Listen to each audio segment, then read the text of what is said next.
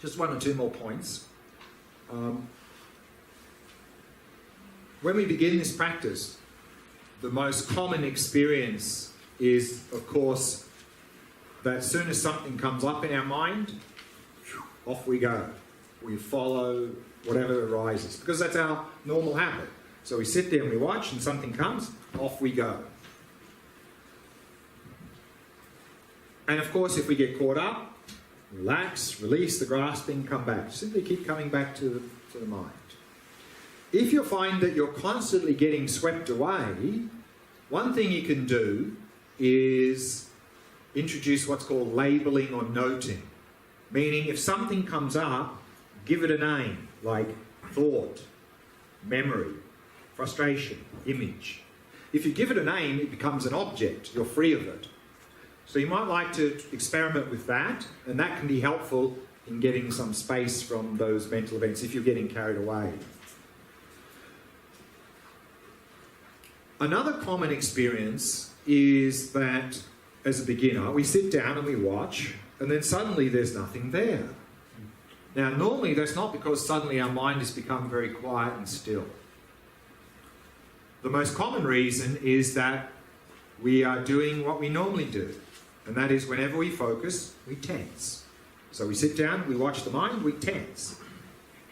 And of course, if we're tensing a lot, watching the mind, we're suffocating the mind. There's no space for anything to come up. So of course, if we notice that we're very tense when we're observing, then we need to relax that. Relax, relax, relax. Another reason, of course, where not much is appearing is we're lacking clarity. For example, yesterday, when we were focusing here at the nostrils. As a beginner, when we focus here, often we don't notice hardly anything, maybe nothing. That's not because there's no sensations there, it's because we're lacking clarity. We're not have a clear mind. There are sensations there, we just don't notice them. Similarly, often in this practice, we're looking, there's usually a mental activity going on, but it doesn't register because our mind is not very clear. And another thing that's quite common as a beginner, we sit down and we watch, and then we go, oh, there's nothing there. What's going on? Normally my mind is very active, but now it's gone completely quiet. I don't understand what's going on. Maybe I'm doing the practice wrong. Oh, I must be doing the practice wrong, because now my mind is completely still. There's nothing going on. There's no thoughts, no nothing, anything. What am I doing? Of course, all of that is thoughts. And also, of course, if we're sitting and we're watching and we're getting frustrated, that's a mental event, frustration. So if you're getting frustrated, observe the frustration. Whatever is arising, observe it. Any questions about the practice before we go back to the text? The last point about when you're thinking about the practice itself, and that's the thing that you're thinking. So how do you get out of this loop? Right. So as a beginner, a little bit of thinking actually can be useful, even necessary. Because as a beginner, sometimes we need to sort of remind ourselves a little bit what to do. So that's what's called cost-benefit. So as a beginner, otherwise we just sort of sit there and maybe space out, and then we go, oh, hang on, I'm supposed to be doing this. So a little bit of that, as a beginner, it can be helpful, but a little bit. If we're just doing it all, it's just distraction. But of course, as we get deeper into the practice and we get familiar with the practice, we'll need to let go of that little bit of commentary, because then it just becomes a distraction. But it could be useful in the beginning phase. If it's too much, of course, it's a distraction. And so just watch that. Don't try to suppress it or get rid of it, because that's aversion.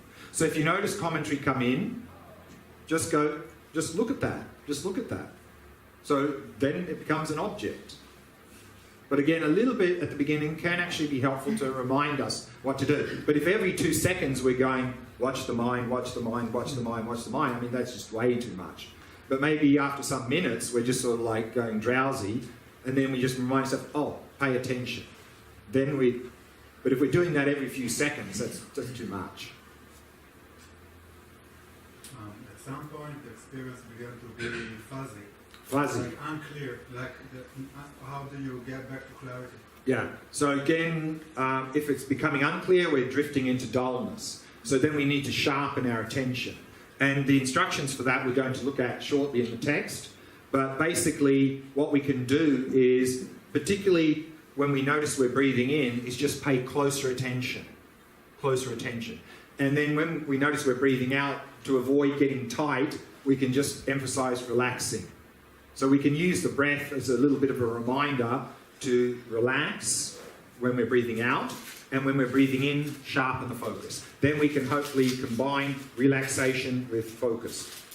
But it takes time, of course. If we're being mindful, and we're being mindful, and our thought come, so it's easier to come back because we notice we're telling a story, so we go back to the work. However, if an emotion comes up, then it's something much stronger. So how do you? So again, with these mental events, some things are a little bit easier. They're more like a sort of objective in nature, like a thought, an image, a memory. Whereas some things are more subjective, like emotions, desires. They're sort of closer to us and they're harder to notice.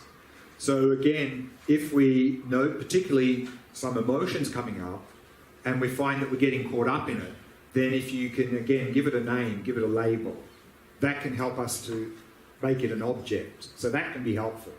But of course, we need to realize that we have a strong habit of following, and our mindfulness is not very good. So we only tend to notice these emotions once they're already reached a certain level and we're sort of a little bit out of control. But as we do this practice, our mindfulness gets better. We're going to notice that we catch that earlier when it's still not so well developed. Then we can better watch it. So, that's the reality, that we'll get caught up and it's okay. I mean, now we get caught up, carried away, and probably maybe just minutes later we realise, oh, hang on, I'm supposed to be focusing on the mind. And then as our mindfulness improves, instead of 2 minutes before we notice we're distracted, it'll be 1 minute, 30 seconds, 5 seconds, 2 seconds, 1 second. Then we'll notice as we're getting distracted, and then eventually, of course, we won't get distracted. But that'll take time. That'll take time. The moment that I notice a mental event, it disappears. Very good. Because it can only stay there if we're feeding it. Right. And we feed it by identifying with it. So yes, that's a way of noticing if you're not grasping, is if you watch, it'll just go very quick. Good. So sometimes I'm stuck in a point which actually went away years ago, but for the five senses we have a sense power, we have a sense consciousness, we have the ear, the nerve. Sometimes when I think I want to concentrate on the mind, I'm starting to look for it. With your eyes. With whatever I have. Sense faculties, yeah. Okay? Like, and I know that I'm looking for something which is permanent there, whatever. Okay, I know that, but still, I'm looking for a sort of a border to put whatever I'm looking for inside. Yeah. So yeah, exactly. So remember. I have like a simple and more sophisticated. So remember, the mind is not really a thing. You know, often people, where is this thing I'm looking for, this mind? But that's a little bit like asking a fish to find water. It's everywhere. So it's not like there or here or somewhere. So we need to let go of that idea.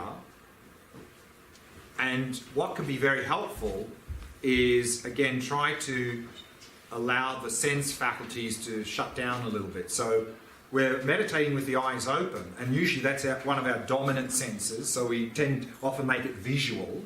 So if you find that, what you can do, or the sound is dominant, what can be helpful when you go home is meditate in a completely dark room, so there's nothing to look at. And if there's a lot of sounds, then you can even get noise-cancelling headphones to block that. So that can help to sort of shut down the sense faculties a bit, because often we sort of identify or use those in terms of our orientation. So if we can sort of let go of those as much as possible, it'll be helpful. I'm not looking with the senses. I'm looking with my mind. So It's sort of, I'm looking for the mind with my mind. And so again, the mind is the space where everything appears. It's not a thing. Yeah. So we're going to look at that. The idea of mind is coming up now in the text. So let's go back to the text. Thank you.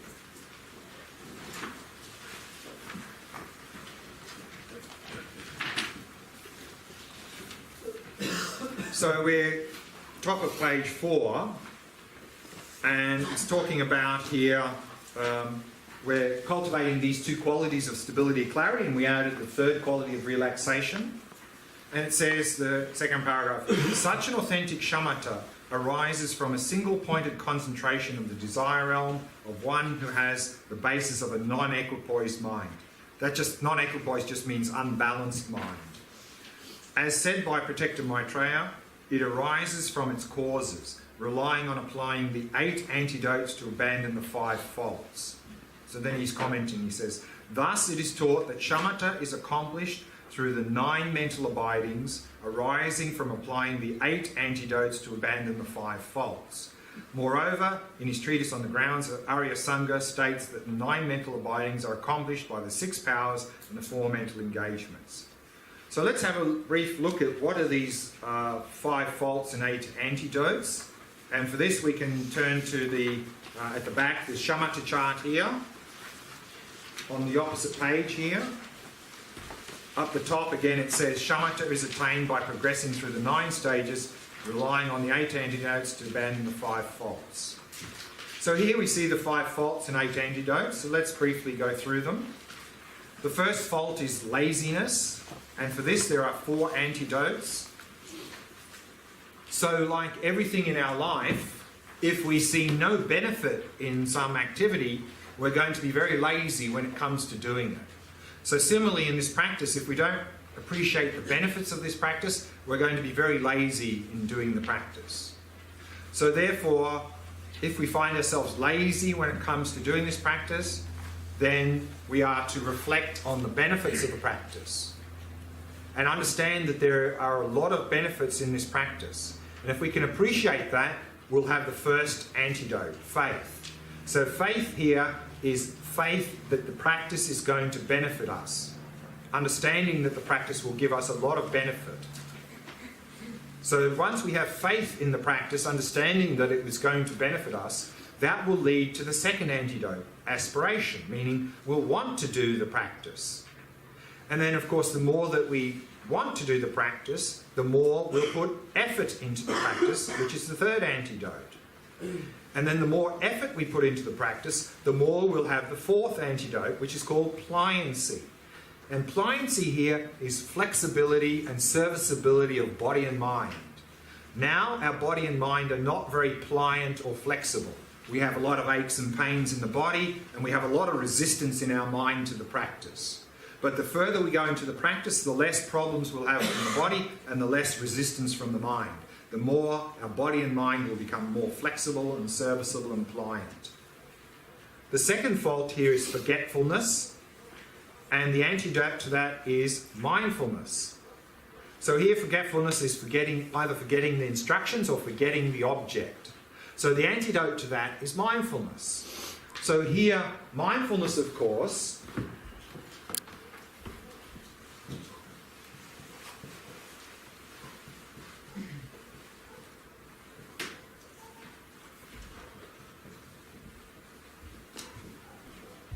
is translation of the Sanskrit word smrti and the Pali word sati. And these words literally mean memory, to remember. So mindfulness is our ability to remember the object, to not forget the object. So mindfulness is simply being able to hold the object without forgetting it, without becoming distracted. And what we need to remember is that this word mindfulness, how it's defined in a lot of modern day mindfulness movements and traditions, is a little bit different. That a lot of modern day traditions have redefined the word mindfulness to mean something different. It's often defined as something like a non-judgmental awareness of whatever is arising in the present moment. That's how often mindfulness is defined in modern traditions. Wonderful thing to do, but this is not really how the word mindfulness was originally defined. So in Buddhism, when you hear the word or see the word mindfulness, it simply means memory. It means our ability to hold the object, to not become distracted. And then the third fault is the pair of laxity and excitement, or here, dullness and distraction.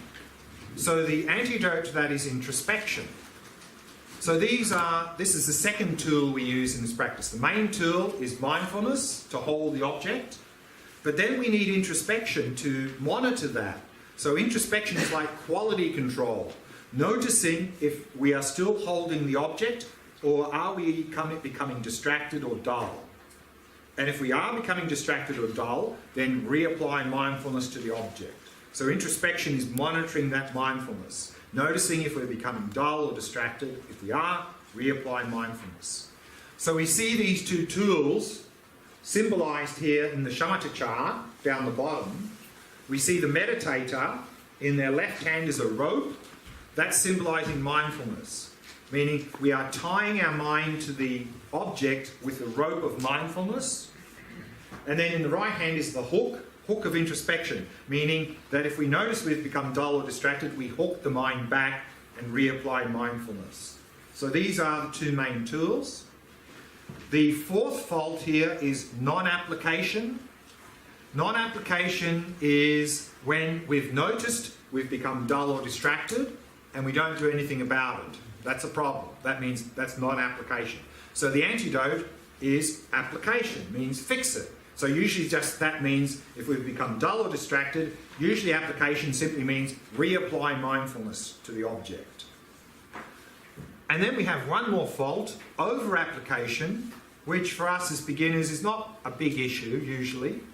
Over-application is when we are focusing quite well on the object, but we're unnecessarily adjusting our focus. That's a problem. And so this can become a problem at the higher levels of practice. So of course, and the antidote here is equanimity. And here the word equanimity means balance. It means the mind is already balanced, leave it as it is. In other words, if it's not broken, don't fix it. So that's the fifth fault. So these are the 5 faults and the 8 antidotes. And so if we apply those 8 antidotes to the 5 faults, we will move along these 9 stages here called the 9 mental abidings to the goal of shamatha, which is up here in the middle. So that's what's being said in the text. Any questions about the faults or antidotes? Okay, then we'll move on in the text.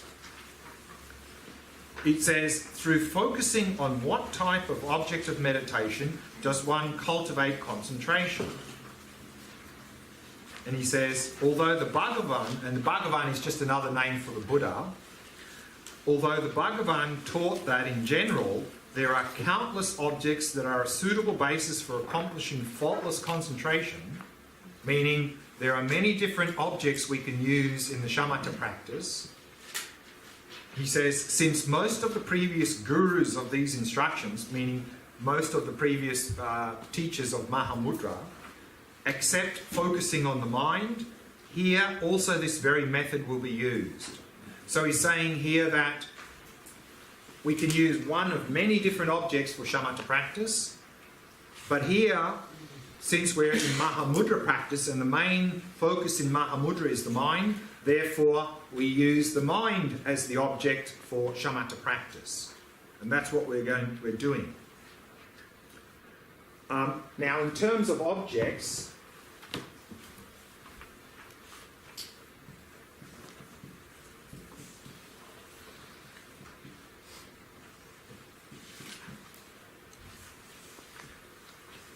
again, the one that is most widely, I think, taught and emphasized in most Buddhist traditions is the breath, the physical sensations of the breath. And we've sort of looked at 3 variations of this yesterday. The first one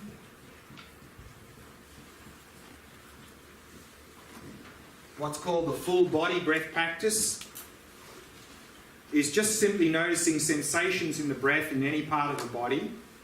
And in particular yesterday here we had a variation of that where we were simply focusing on the rhythm of the breath. But we can also here simply focus on the sensations anywhere in the body connected with the breathing. And this particular practice is very good for working with relaxation.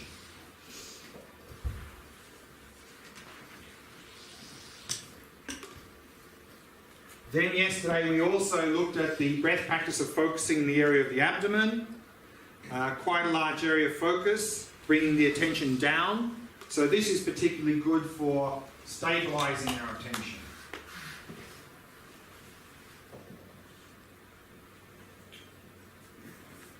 And then we also looked yesterday at the breath practice of focusing at the entrance of the nostrils. So of course here we're bringing the attention up, much smaller object of focus. So this is particularly good for improving clarity of attention. So these are 3 variations of the breath practice, which are particularly suitable for each one of those qualities. This doesn't mean, of course, first we have to start here, then we move to the abdomen, then we move to the nostrils. It just means each one is particularly suitable for one of those. I mean, as a beginner, we could start with the nostrils from the very beginning. Again, the general recommendation is use the object that works best for you.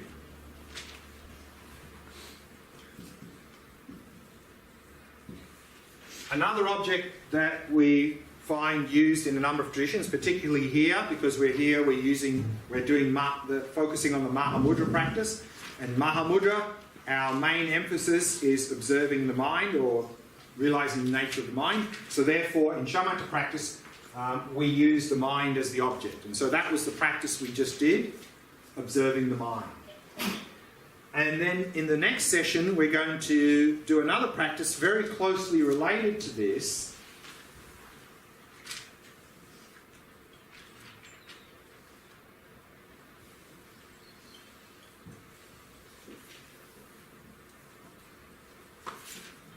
And that is to simply rest in awareness itself. Sometimes this is called shamatha with no object. So with the breath, we are aware of the sensations of the breath. In the mind practice which we just did, we are aware of the mind and thoughts and so forth. In this practice, we're turning that awareness in upon itself. And we're just simply knowing that we're aware. And we're going to do this practice in the next session. Many people find this even more challenging than focusing on the mind or the breath. Not because it's complicated, but because it's too simple. Too simple. Because this practice basically involves doing nothing. We don't know how to do nothing. We always want to do something. So when this practice is explained, then often people go, yeah, but what am I supposed to do? Doing is the problem. Stop doing and you're in the practice. And we'll talk more about that practice in the next session, at the beginning of the next session. And this, like the mind practice, is emphasized here in the Mahamudra as a shamatha practice. And this practice is particularly suitable for us in our modern society for a number of reasons. One in particular is that, again, in our modern society, we have a lot of this obsessive compulsive thinking. Our mind is just constantly going around and round and round and round and round. It's tormenting us. This practice is simply resting in awareness. So it's more about being than doing. So we can get out of our obsessive compulsive doing mode, obsessive compulsive thinking mode, and simply be. To just rest in that experience of awareness itself. And what we notice is that experience of awareness is completely still. And it's completely open and spacious. So what we can do in this practice is we can make this resting in that stillness our default mode in daily life. Now our default mode in daily life is blah, blah, blah, blah, blah, blah, blah all day long. We get tormented. And it's very tiring. And we're not very effective in anything we do if there's always this blah, blah, blah in our mind. So this practice we can have Instead of that, as our default mode, we can have stillness as our default mode. That's a much better basis then to engage in activities in our daily life. And the other huge benefit with this practice that we're going to do in the next session, and that's explained in the text coming up, is that this is very much a bridge into the Vipassana practice. So remember, this is a shamatha practice, just resting in awareness. By simply resting in awareness, we could intuitively come into an insight into the very nature of our own mind, which of course is Vipassana practice. So this practice in particular, actually a little bit like the practice we did, are both a very good bridge into the Vipassana practice. So that's what we're going to do in the next session. And as I mentioned before, in some traditions, for example in the Lam Rim system of practice in the Geluk school of Tibetan Buddhism, when we come to the shamatha practice, usually the object that is described is mental image of a Buddha. Focus on that. I think many of us find that extremely difficult for two reasons. We're not very good at visualizing, and two, we don't really know what a Buddha looks like. So I think for many of us that's probably not going to be the best object. Maybe some of us who are very good at visualizing, maybe like architects and graphic designers and so forth, these sort of people who are very naturally talented at visualizing, this might be actually the best object to use. But for many of us, I think it's going to be very challenging. And then sometimes in the text it says, oh, you find focusing on the breath too difficult? Okay. Find yourself a stick or a pebble, put it down and look at it. So they even suggest, as a starting point, using a visual object. Or even maybe a repetitive sound. This could be a way to get into the practice, but what you will find is that using a sense object, such as a visual object or sound, is very limited in how far we can get. But it may help us to get into the practice, but then we'll need to leave it behind and move to a more subtle object if we want to go further. So that is some options for objects. Any questions about that before we move on? I know in Zen there's a practice where practices with mantras or with question about. Yeah. So in Zen, in some of the Zen traditions, they talk about like koans. So this is Vipassana. We're trying to use these koans to break through our conceptual mind, to come to an insight into our mind. So these are little tools we use to break through the conceptual mind. So sometimes also in like Mahamudra Dzogchen, we're meditating, someone's leading the meditation and they'll very loudly do this like peh. Same idea, to cut through the conceptual mind. So this is a sort of a way to get into the Vipassana practice. Question about the difference between awareness and mind. Sure. Isn't in a way the awareness is the same as the mind, but when you notice right at the beginning when something comes up and you already know let it rise, so you're left in that stillness. Right, correct. So that's right, they're very closely related. The difference in the way we practice them is here we're interested in the appearances. We're focusing on the appearances. We're focusing on thoughts, emotions, memories, images. In this practice, they'll still appear, but we're not interested in them. We're interested in the awareness in which they appear. So it's just a matter of emphasis, of focus. But when we go towards shamatha, they'll, of course, come to the same point. Because I would say that my everyday practice is sort of like a mixture of 1, 2, and 3. Yeah. So if we're moving between them, you'll find that, I mean, any practice we do with focus is good for mindfulness, yes, but you'll find if you keep moving in a particular session, you'll find that if you want to really go very deep, you're moving too much. It's too much movement. So therefore, we could maybe use the breath to ground ourselves at the beginning for a few minutes and then move to one of those. That's fine, but then we're using that as preparation. But if we're just moving backwards and forwards, Two things. One is that it's too much movement, because here we want to single pointedness, so we're moving too much. And secondly, there's a danger then that we're not in control. The mind is deciding what to do. We're not the boss. And we just go according to what the mind